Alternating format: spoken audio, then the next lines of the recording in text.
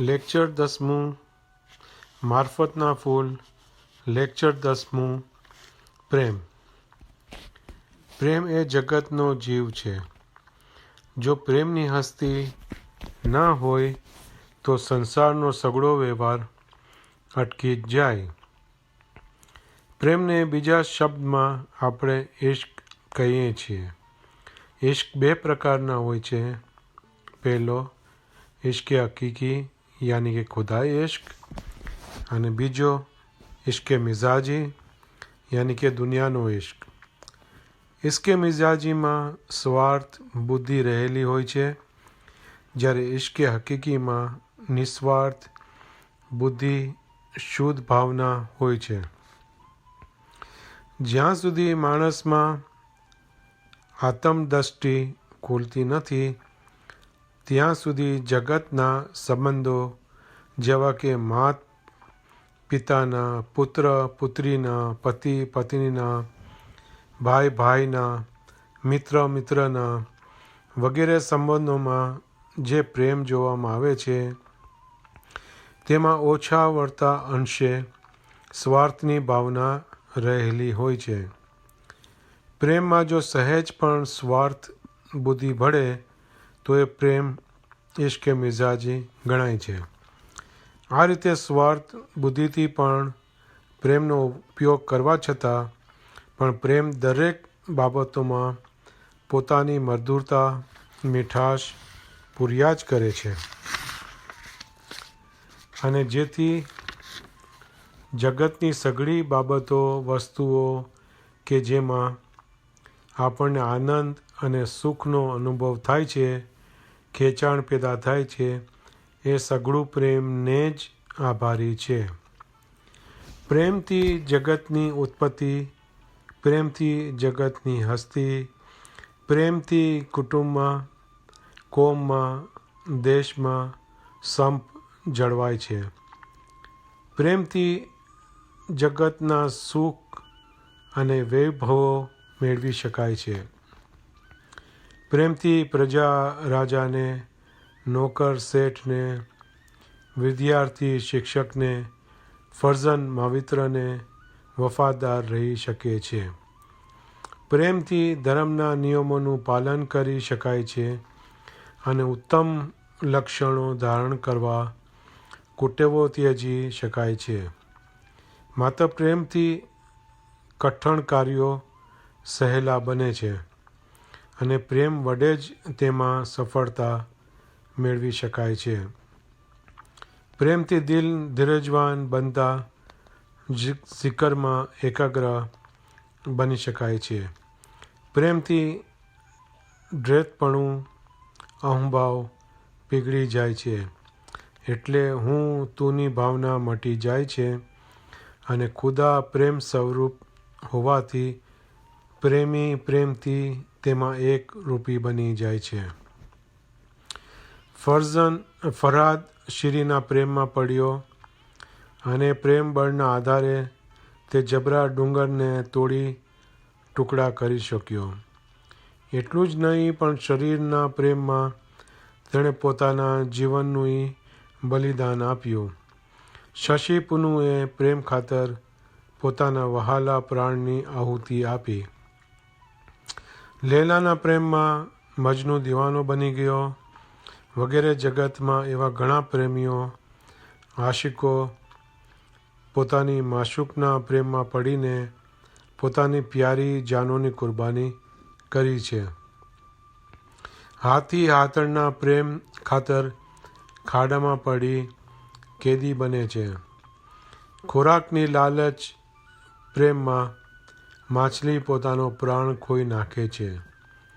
ઝેરી નાગ મુરલીના મધુર સંગતના પ્રેમમાં પડતા પકડાઈ જઈ તે કેદી બને છે. સખતમાં સખત લાકડાને કોરી આરપાર નીકળી જનાર ભમરો કમલના ફૂલની મીઠી સુગંધના પ્રેમમાં કોમળ ફૂલને કોરવા અશક્ત બને છે અને કેદી હાલતમાં રહી પોતાનું જીવન ગુમાવે છે. પતંગિયો દીપકની જ્યોતિના પ્રેમમાં પોતાને બાળી ખાક બનાવે છે. લડાઈના મેદાનમાં હજારોની ફૌજને હટાવી દે એવો લોખંડી શરીરવાળો શૂરવીર યોદ્ધો પણ પોતાની પ્રિયાના પ્રેમ આગળ ઠંડોગાર નરમ બની જાય છે. પ્રેમ એ શક્તિ છે કે તે જાનવર કે જે જ્ઞાન રહિત છે તેમાં પણ પ્રવેશ કરે છે, અને મનુષ્ય કે જેમાં જ્ઞાન શક્તિ હોય છે અને તેના દિલમાં જ્યારે પ્રેમ પ્રગટ થાય છે ત્યારે પ્રેમ તે મનુષ્યની બુદ્ધિ જ્ઞાનને અલોપ કરી નાખે છે. પ્રેમ કોઈ અજબ અલૌકિક શક્તિ છે. ઇશ્કે મિજાજી અગર ઇશ્કે હકીકી એ બંને પ્રકારના પ્રેમ દિલમાંથી જ પ્રગટ થાય છે. પ્રેમ જાતે પવિત્ર અને સુખરૂપ છે, પણ જ્યારે ઇન્સાન તેને જિસ્માની વસ્તુઓ અને ઇન્દ્રિયોના સુખ ખાતર ઉપયોગમાં લે છે ત્યારે એ પ્રેમ પ્રગટ તો થાય છે, પણ જિસ્માની ચીજો બાબતોની સંગત કરવા તે લાયક ના હોતા તે પ્રેમ પ્રગટ કરનારને ક્ષણિક સુખ આપી તરત અલોપ થઈ જાય છે, અને ત્યારે જ જગતની સુખરૂપ જણાતી વસ્તુઓ માણસને પાછળથી કંટાળા ભરેલી નીરસ લાગે છે. દાખલા તરીકે કોઈ સ્વાદિષ્ટ ભોજન માણસ પ્રેમથી ખાય અને એનું એ જ ભોજન ખાઈને પેટ ભરાતા અગર તેનો દરરોજ ઉપયોગ કરતા તે પ્રત્યે અરુચિ પેદા થાય છે. કોઈ પણ મધુર સંગીત નવું ગાયન બહાર પડે તો તે ગાયન સંગીત પ્રેમીને શરૂઆતમાં ઘણો જ આનંદ સુખ આપે છે, પણ જો વધુ સમય સુધી એ જ સંગીત સાંભળવામાં આવે તો તેથી ઓર બી કંટાળો ઉપજે છે. માણસ જ્યારે નિંદ્રા લેવા બિછાને જાય છે ત્યારે તેને નિંદ્રા ઘણી જ મીઠી લાગે છે, અને એ પણ જો વધુ સમય સુધી લેવામાં આવે તો તેથી અવસુખ પેદા થાય છે. સમાગમનું સુખ પણ તેવું જ ક્ષણિક હોય છે કે જે સુખ પાછળથી કંટાળારૂપ અકારું લાગે છે. આ રીતે જિસ્માની એટલે ઇન્દ્રિયોના જ સુખની લાલસા ખાતર જ્યારે પ્રેમનો ઉપયોગ કરવામાં આવે છે ત્યારે પ્રેમ અશુદ્ધ સ્વાર્થી એટલે ઇશ્કે મિજાજી ગણાય છે. દરેક તત્વ પોતાની જાતના તત્વમાં જ ભળે છે, મતલબ કે દરેક વસ્તુ પોતાની જાતની વસ્તુ તરફ પ્રેરાય છે. હવે પ્રેમ કે જે ખુદાઈ પવિત્ર તાસીર છે અને જેનું ખેંચાણ ખુદા તરફ જ હોય છે, પણ ઇન્સાન જ્યારે એ પ્રેમને જગતની બાબતો ઇન્દ્રિયોના સુખ તરફ પરાણે દોરવે છે, પરંતુ પ્રેમ તેવી બાબતો સાથે ભળવા લાયક ન હોતા ત્યાં એ વધુ વાર સ્થાયી ટકતું નથી, અને જેના કારણે સૌથી વધુ સુખ આપનારી જગતની કોઈ પણ બાબત વસ્તુ થોડીક જ મુદત પર્યંત સુખદાયક લાગે છે. જગતની સઘળી વસ્તુઓ નાશવંત છે, જ્યારે પ્રેમ તો અખંડ અવિનાશી છે. આ જ કારણને લઈને જગત સાથે દિલ ન બાંધવા ધર્મશાસ્ત્રોમાં સમજાવવામાં આવ્યું છે. જગતની કોઈ પણ ચીજ પર દિલ બાંધવામાં આવે છે અને ત્યારે તે ચીજ દિલ બાંધનારથી છૂટી પડે છે ત્યારે તે માણસને તેનો વિયોગ અત્યંત દુઃખદાયક લાગે છે, અને પરિણામે દિલ બાંધનારનું જીવન તદ્દન નિરાશ બની જાય છે. શબ્દ, સ્પર્શ, રૂપ, રસ અને ગંધ વગેરે તત્વોમાં રહીને પ્રેમ છુપી રીતે મીઠાશ પૂર્યા કરે છે, પરંતુ જો તેમાં શુદ્ધ પ્રેમનો સંચાર થાય તો તેની મજા કોઈ અનોખી જ આવે. શુદ્ધ પવિત્ર પ્રેમમાં અજાયબ જેવો મીઠાશ, આનંદ અને સુખનો અનુભવ થાય છે. જગતમાં સૌથી ઉત્તમ સુખ આપનાર જીવનસાથી પ્રિયા હોય છે. ગમે તેવા સુંદર બાગ બગીચા, બંગલા, વાહનો, પૈસા વગેરે સાહેબી હોય, પણ પ્રિયા વિના એ બધા સૂના નીરસ લાગે છે. છતાં શ્રેષ્ઠ ગણાતા આ સુખમાં પણ કેટલાક વિઘ્નો આવી પડે છે. જેમ કે ગ્રહ સંસારમાં કોઈ કારણસર અણબનાવ પેદા થાય. કદી તેવું ન બને, પણ બને તો બીમારી ઉત્પન્ન થવાનો સંભવ રહે. ધારો કે બીમારી પણ ન થાય તો મોડે વહેલે વૃદ્ધાવસ્થા તો અવશ્ય આવે જ, કે જે અવસ્થામાં પ્રિયાની શારીરિક શક્તિ ક્ષીણ થઈ જતાં તેની સુંદરતા, રૂપ સગળું ચાલ્યું જાય છે, અને જે ખેંચાણ હોય છે તે મટી જાય છે. આટલું જ નહીં, પણ છેવટ આ ફાની જગતને છોડી જ્યારે પ્રિયા ચાલી જાય છે, ત્યારે તેનો સદાને માટે વિયોગ થાય છે. હવે વિચાર કરીએ કે અગર કોઈને એવી પ્રિયા માશુક નસીબ થાય કે જેની પ્રાપ્તિમાં કોઈ પણ વિઘ્ન ન આવે, ન તો તેના સંબંધમાં અણબનાવ પેદા થાય, ન તો તેને કોઈ બીમારી લાગુ પડે, ન તો તેનું જોબન રૂપ ઘટીને વૃદ્ધાવસ્થા આવે, ન તો તેના માથે કાળ ચક્ર મૃત્યુનો ભય રહે, અને ન તો તેનો કદી પણ વિયોગ થાય.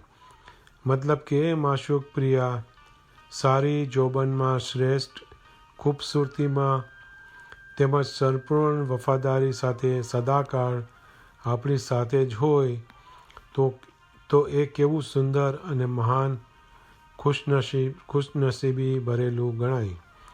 આવું અખંડ અલૌકિક સુખ આપનાર બીજું કોઈ નહીં, પણ આપણો અસલ જીવ, આપણો આત્મા જ છે. સાચા અખંડ સુખની અભિલાષા રાખનાર સ્ત્રી પુરુષની ફરજ છે કે પોતાના રૂહ, આત્માનો ઇશ્ક બને. હઝરત ઇમામ સુલતાન મોહમ્મદ શાહે આ સંબંધમાં ફરમાવ્યું છે કે હઝરત રસૂલ પીર શમ્સ મૌલાના રૂમ જેઓ બુલંદ દરજે પહોંચ્યા, તેઓ પોતાના રૂહના આશિક હતા, રૂહના દોસ્ત હતા, જેથી તેઓ ઉત્તમ દરજે પહોંચ્યા. રૂહ છે તે ખુદાનું પ્રતિબિંબ છે. જેવી રીતે પ્રકાશમાન ચંદ્રમાની સામે આરસી રાખવામાં આવે તો ચંદ્રમા તે આરસીમાં દેખાશે, અને ચંદ્રમાની અસલ જ્યોતિ રૂપમાં અને આરસીમાંના પ્રતિબિંબ કંઈ પણ તફાવત જણાશે નહીં. વળી ચંદ્રમાની સામે એવી બીજી અનેક આરસીઓ મૂકવામાં આવે તો એ સઘળી આરસીઓમાં ચંદ્રમાનું પ્રતિબિંબ દેખાશે, જેથી જેટલી આરસીઓ તેટલા ચંદ્રમા છે એમ કહી શકાશે નહીં.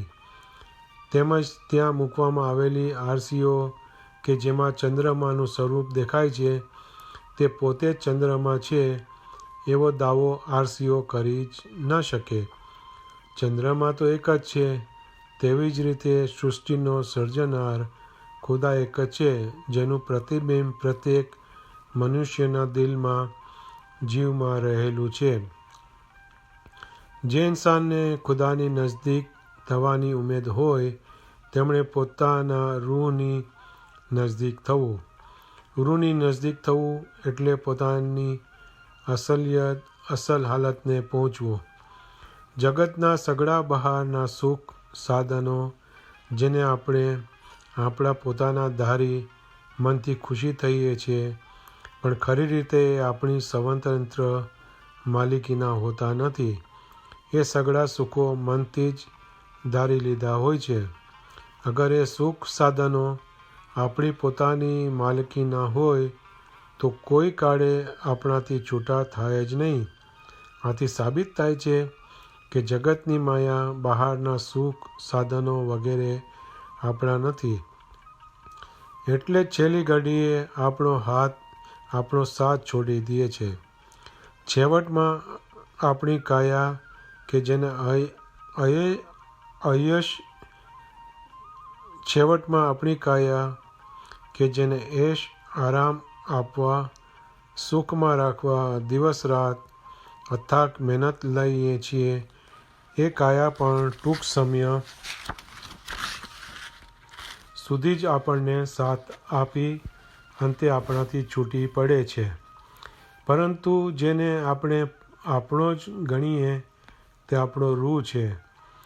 આપણી હંમેશની માતા પિતા પત્ની પુત્ર પુત્રી ભાઈ બહેન મિત્ર શુભેચ્છક હરેક પળે દરેક સમયમાં સુખ દુઃખમાં સાથ આપનાર સાચો સાથી આપણો રૂહ છે કે જે પાક ખુદાની પવિત્ર જાત છે અને તે આપણો અસલ જીવ છે.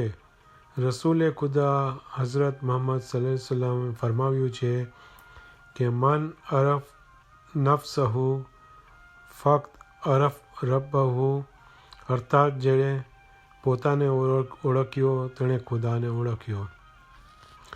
હઝરત ઇમામ સુલતાન મુહમ્મદ શાહે ફરમાવ્યું છે કે અલ્લાહુમ્મા સલ્લિ અલા મુહમ્મદિન વ આલિ મુહમ્મદ.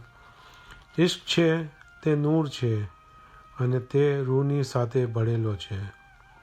નૂર, રૂહ તેમજ ઇશ્ક એ એક જ છે. પાક ખુદાને ઓળખવું જેને મારિફત કહેવામાં આવે છે એ મારિફતને જાણ્યા પછી બીજું કાંઈ પણ વિશેષ જાણવાનું રહેતું નથી અને જેને મેળવ્યા પછી બીજું કાંઈ પણ વિશેષ મેળવવાનું રહેતું નથી. એવો અનુપમ અપાર સુખરૂપ આપણો જ રૂહ છે. એ જ આપણી માશૂક પ્રિયા છે. એ માશૂક કે જે આપણાથી વિખૂટી પડી ગઈ છે એટલે આપણી ફામમાંથી છૂટી પડી ગઈ છે તેની ખુદાઈના દુઃખની અસર થવી તેને તેમજ તે માશૂકને મેળવવા માટે પ્રેમ પ્રગટ કરવું તેને ઇશ્ક હકીકી કહેવામાં આવે છે.